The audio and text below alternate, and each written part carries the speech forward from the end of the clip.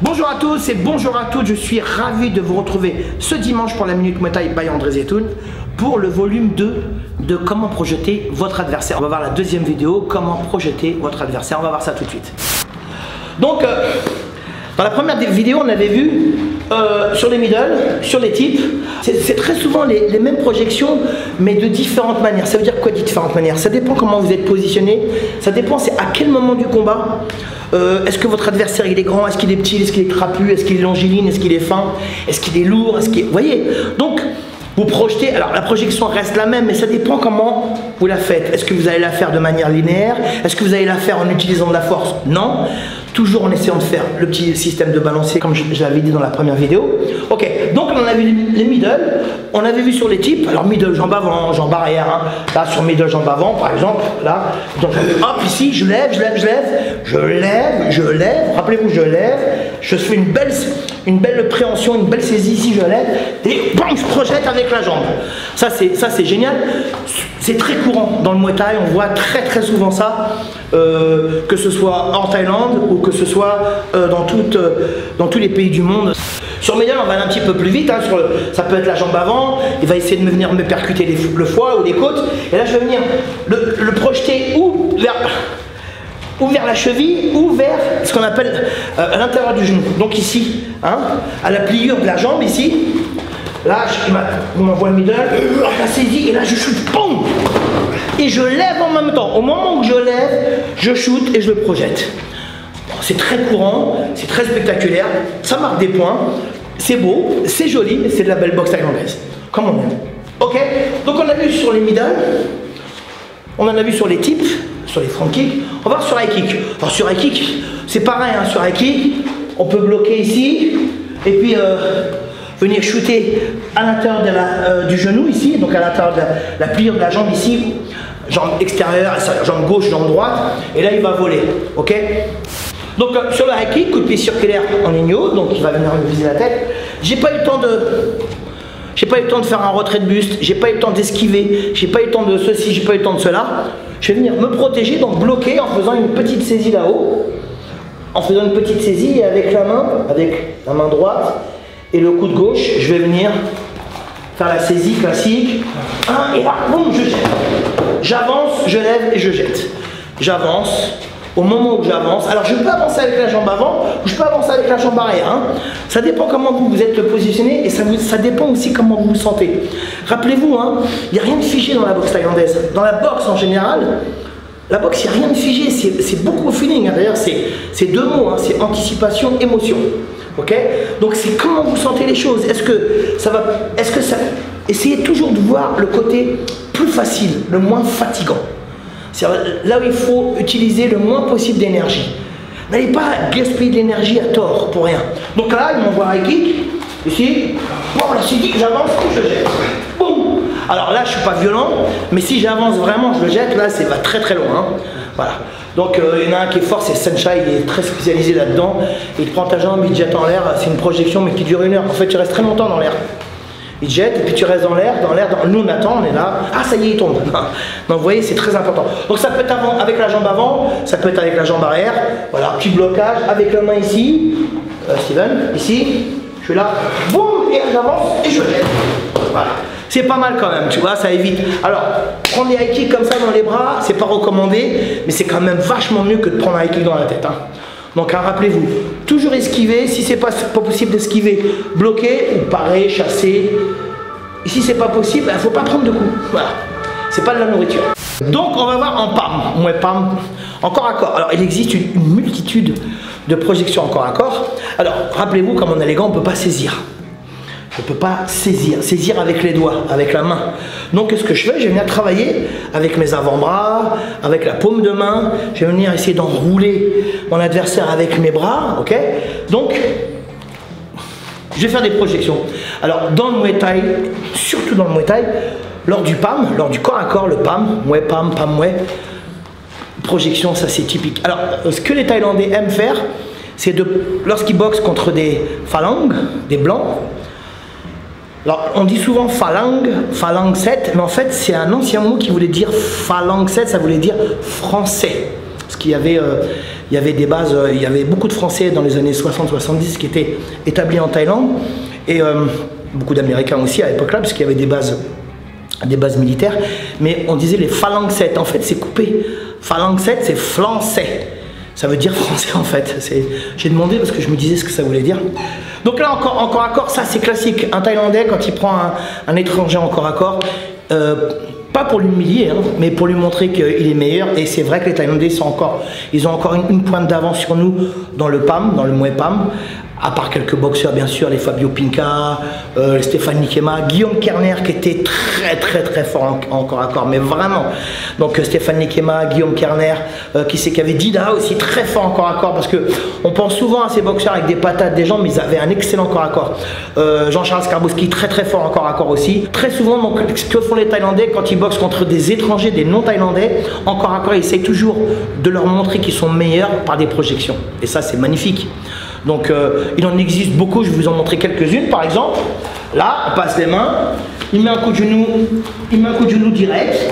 Je vais passer ma jambe là devant. Vas-y, mets-moi un coup de genou. Passer ma jambe et je le jette.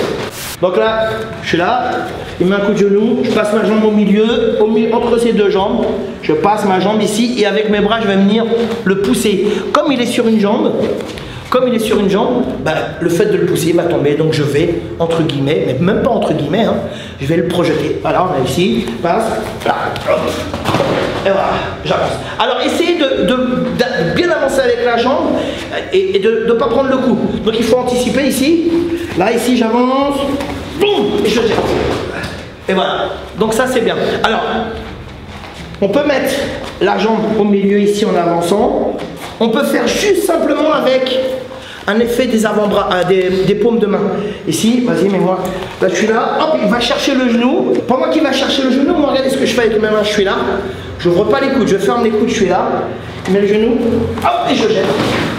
Tout simplement. Si vous pouvez vous aider avec ce qu'on appelle un petit step, c'est quand même vachement mieux, car ça voudra dire que vous n'allez pas utiliser de force. En revanche, comme il est sur qu'une jambe, c'est facile. Enfin, c'est facile, encore une fois, c'est du travail, hein. Mais le fait d'anticiper, et le fait de bien réfléchir, je prends encore ici, hop, et je jette. Là, je suis encore à corps, on essaie de passer les mains, je vois qu'il va chercher son genou, et là, je jette. Je jette, bon, avec la jambe, essayez de ne pas ouvrir les coudes. Si vous avez des coudes à l'intérieur, ça donne plus d'impulsion. Le fait d'ouvrir les coudes, il y a moins de force. Et là, avec la jambe, vas-y, hop, ça va tout seul. Donc là on va décomposer, hein, parce que si je vous le montre rapide, en plus comme c'est du corps à corps, il y a des endroits qui sont un peu cachés. Essayez de ne pas travailler les coudes ouverts, d'accord? Donc là ici, je suis là, ici, donc je passe en corps à corps ici, je passe mes mains, j'ai les jambes parallèles, je vois qu'il essaie de créer l'espace entre la pointe de son genou et mon corps, ici, et là, hop, j'avance avec la jambe, et je jette. Je jette comme ceci, ou bien... Même chose, décompose, ou bien, et je fais comme ceci. Oh, celui-là, je l'adore. Hein. Ah, celui-là, il est magnifique. Celui-là, c'est les gens, ils se lèvent, ils font. Tu sais, t'as des applaudissements comme si c'était un concert de Earth, Wind & Fire. Hein. Si vous ne connaissez pas, les sur YouTube. Earth, Wind & Fire. Tu connais Earth, Wind & Fire, Anthony? Ah oui. Non, mais merde quand même, Earth, Wind & Fire. Donc ici. Après, je ne suis pas obligé de bouger. Donc là, je vais faire une projection circulaire. Donc là, je suis là, j'attends qu'il bouge. Alors, une projection, ça veut dire que je vais utiliser la force de mon adversaire qui va se retourner contre lui. Donc, alors, il y a des arts martiaux qui connaissent ça, le jiu-jitsu. Alors, ça peut être le jiu-jitsu brésilien ou le jiu-jitsu traditionnel japonais, mais ça peut être aussi la lutte gréco, la lutte libre, le sambo, ça peut être aussi l'argourène, enfin toutes les formes de lutte. Et dans le Muay Thai, on fait ça aussi. Donc là, ce que je vais faire, même en Aikido, je vais utiliser la force de mon adversaire pour le projeter. Je suis là en corps à corps, il va chercher le genou ici, et je... Dès qu'il va chercher, petit pas latéral, et là je viens jeter. Boum! Ou alors, boum! Boum! Ou alors, boum! J'enrobe mon adversaire, je l'enveloppe, je l'enveloppe ici. Et là, ça peut être de ce côté-là, hein. Là je vous montre ce côté-là, mais ça peut être de l'autre côté, hein. Donc là, je suis là, j'attends. En plus, ça me permet de souffler un peu, j'attends, il met le genou, et je jette, regardez, clac.